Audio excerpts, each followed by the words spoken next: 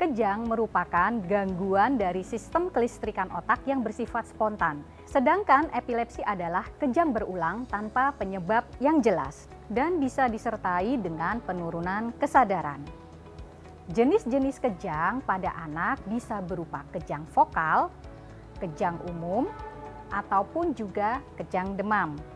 Nah, dari bentuk kejang vokal itu apabila otak yang terserang adalah bagian tertentu saja. Sedangkan pada kejang umum, penderita biasanya akan mengalami penurunan kesadaran dan ada gerakan menyentak atau kaku pada seluruh tubuh. Terdapat banyak macam jenis kejang, bukan hanya kelojotan atau kaku saja. Bisa berupa bengong dengan tatapan kosong, mulut mengunyah-ngunyah, mata berkedip dengan cepat, atau bisa juga anak sering terjatuh tiba-tiba tanpa sebab yang jelas. Salah satu jenis kejang yang sering terjadi pada anak adalah kejang demam.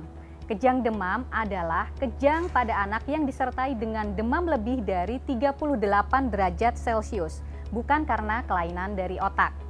Kejang demam biasanya terjadi pada usia anak 6 bulan sampai 5 tahun. Sedangkan kejang tanpa demam bisa dialami oleh anak usia berapapun. Biasanya penyebabnya adalah cedera kepala, infeksi otak, atau ada gangguan dari pembuluh darah otak. Penyebab lainnya adalah cedera kepala pada anak. Sedangkan kejang tanpa demam dapat terjadi pada usia anak berapapun. Biasanya penyebabnya adalah cedera kepala, gangguan metabolik, gangguan pembuluh darah otak, atau bisa juga karena epilepsi. Faktor resiko kejang pada anak bisa terjadi dari masa persalinan, dapat terjadi kekurangan oksigen ataupun cedera di jalan lahir. Saat pertumbuhan dapat terjadi gangguan perkembangan otak yang dapat diakibatkan oleh virus, penyakit bawaan, cedera kepala, dan sebagainya.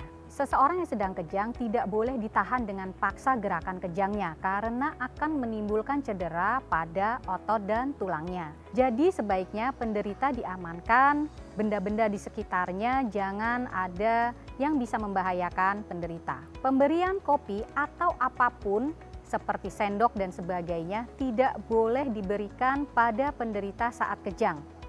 Memasukkan sesuatu benda ke dalam mulut saat kejang akan berisiko penderita mengalami gangguan jalan nafas, atau juga memberikan sesuatu ke dalam mulut saat penderita kejang akan berisiko menyumbat jalan nafas.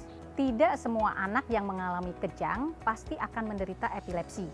Karena penyebab kejang bermacam-macam, bisa disebabkan oleh demam, bisa disebabkan oleh infeksi virus, bisa disebabkan oleh cedera kepala, dan bisa disebabkan juga oleh karena epilepsi. Namun pada setiap penderita epilepsi pasti mengalami kejang. Kejang yang terlalu lama dapat menyebabkan kerusakan sel-sel otak. Pada kejang demam sederhana, biasanya kejang berlangsung beberapa detik sampai kurang dari 2 menit. Jika kejang berlangsung dengan durasi yang lama, apalagi berulang, maka dapat merusak sel-sel otak sehingga anak akan mengalami kerusakan otak yang permanen. Dari beberapa penelitian didapatkan bahwa diet ketogenik atau diet dengan tinggi lemak dan rendah karbohidrat dapat membantu pasien epilepsi untuk menurunkan frekuensi kejang. Pada diet ini, sumber energi utama yang biasanya dari karbohidrat sekarang berasal dari lemak, sehingga akan mengakibatkan proses ketosis dalam tubuh. Proses ketosis akan menghasilkan zat keton, yang secara teori dapat menormalkan aktivitas listrik di otak, sehingga dapat mengurangi frekuensi kejang. Namun, untuk melakukan diet ketogenik ini, Anda tetap harus berkonsultasi dengan dokter Anda.